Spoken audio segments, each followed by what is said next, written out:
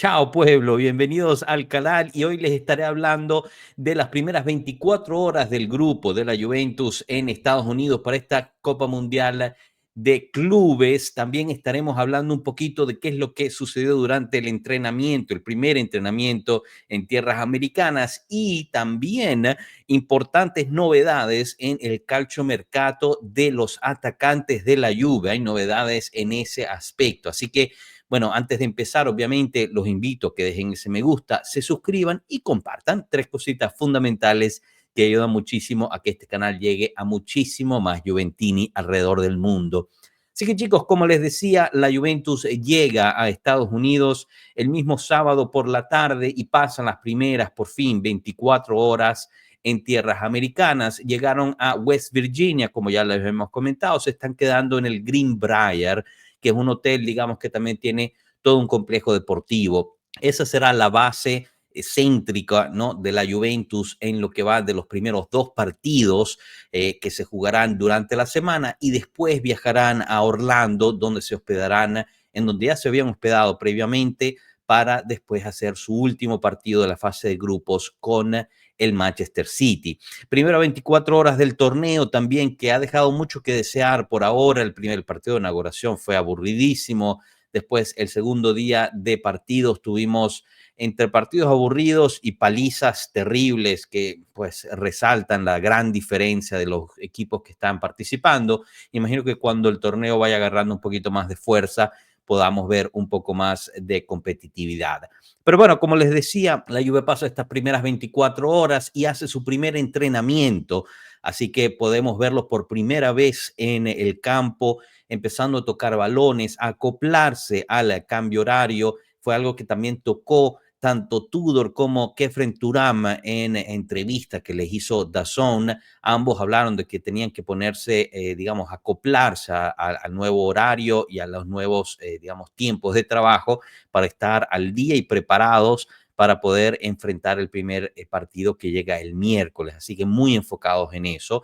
Pero lo que vimos también de los entrenamientos fue que pudimos por fin darnos una idea más o menos de quién está listo, quién está regresando de las lesiones, quién podría empezar a participar también en el partido del miércoles. Y tenemos buenas noticias porque Locatelli entrenó con el grupo, hizo todo el entrenamiento, no solamente la fase de calentamiento, también Milik hizo todo el entrenamiento con el grupo. Y una gran novedad y una gran noticia muy positiva es que Gleison Bremer hizo todo el calentamiento con el grupo.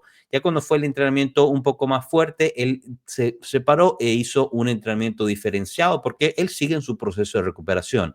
Pero que haya podido hacer el calentamiento junto con el grupo es una gran noticia. Después, los jugadores que vinieron de las selecciones internacionales recientemente tuvieron también un entrenamiento un poco por separado para ir acoplándose y que no sea tan pesado en ese particular.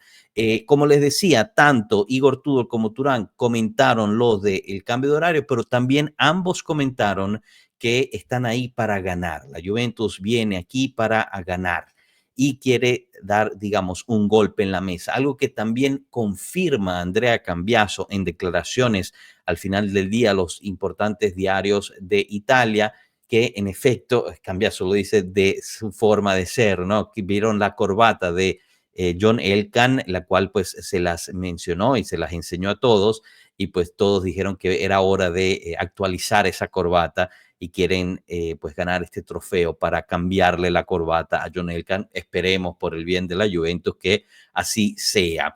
Ahora, quizás pasando a la parte que más les interesa a ustedes, que es el mercado, ¿no? El mercado de atacantes, aunque antes de llegar ahí, si todavía no han dejado ese me gusta, este es un buen momento para recordarles que así lo hagan.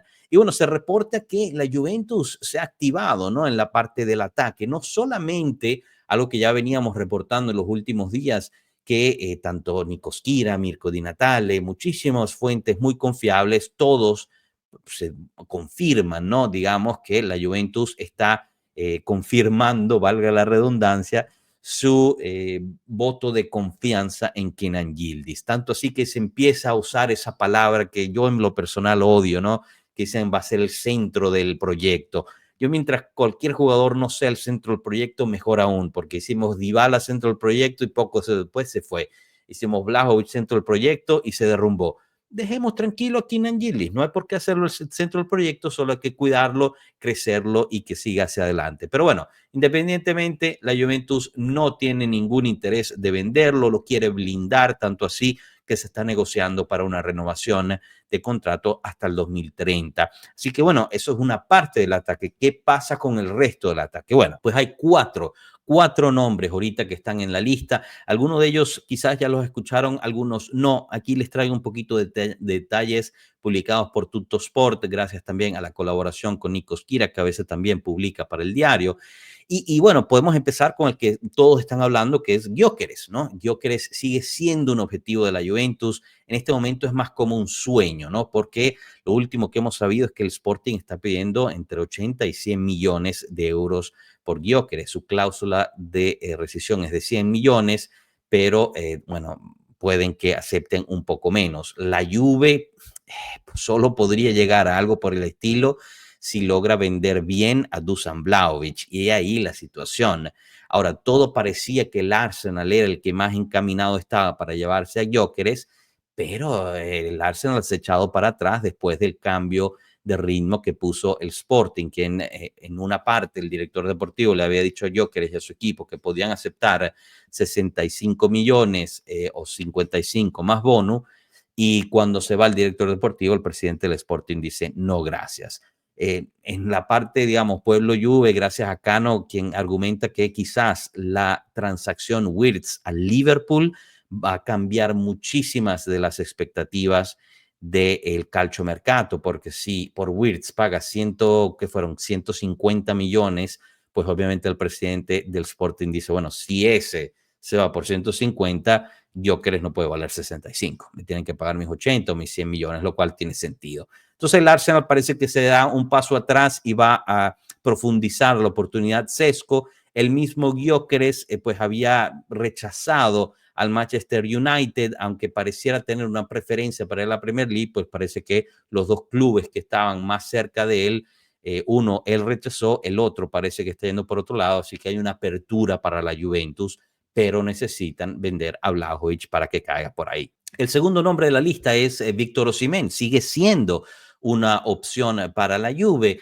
Recientemente él mismo publicó fotos vestidos, ¿no? De blanco y negro al lado de un amigo que es cantante, también vestido con la camiseta de la Juventus, lo cual pues incitó muchísima especulación dentro de las redes y veremos. Ahí la cláusula de rescisión para equipos extranjeros es de 75 millones.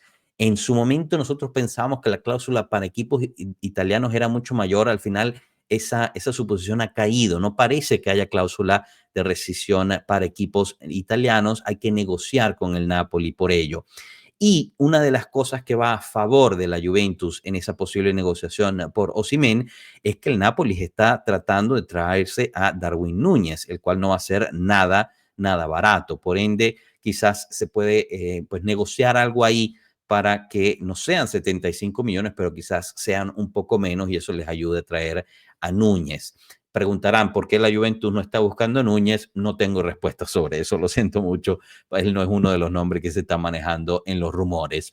Por otro lado, el tercer nombre, algo que publicamos también durante el fin de semana, es Retegui, el ítalo-argentino que hizo muy bien en el Atalanta y poco a poco ha ido escalando, ¿no? Estos nombres en términos de confianza que le podría dar la Juventus. La Atalanta lo valora en 50 millones y sabemos que la Atalanta no va a dar algún tipo de descuento por el delantero, pero no tiene tampoco prisa de venderlo. Por ende, la Juventus será una de esas negociaciones muy largas y extendidas a menos de que decidan pagar los 50, traerlo de inmediato y listo. Parece ser que dentro de la gestión Comolli están estudiando, ¿no? Si es una buena pieza, si encajará bien con el grupo, encajará bien en términos técnico-tácticos con Igor Tudor, etcétera, etcétera. Es uno de los que se está manejando. Y el nuevo nombre del fin de semana, o quizás se había apenas escuchado durante el viernes, es el de Goncalvo Ramos del PSG. Parece ser que la Juventus, mientras está negociando la extensión de contratos por Colomoni con el PSG para el próximo año, habría preguntado por la situación de Goncalvo Ramos, quien parece estar de salida del PSG. Parece que no va a tener ahí mucha oportunidad con Luis Enrique de ahora en adelante, así que veremos. Deberían llegar más novedades sobre este nombre durante la semana, estaremos atentos y obviamente los estaremos informando durante nuestros directos, estos videos y en todas nuestras redes. Así que chicos, les pregunto a ustedes, ¿qué les parecen estos cuatro nombres? ¿Les gustan estos cuatro? ¿Alguno en particular preferirían para la delantera de la Juventus? ¿Y qué emociones están sintiendo por este Mundial de Clubes? ¿Qué le ha parecido los primeros partidos y qué se esperan de la Juventus en el primer partido del miércoles? Los leo con mucha atención, no se olviden dejar en los comentarios sus opiniones y dejar ese me gusta, suscribirse y compartir como siempre. Muchísimas gracias por su atención, nos vemos en la próxima. Hasta luego. Chao.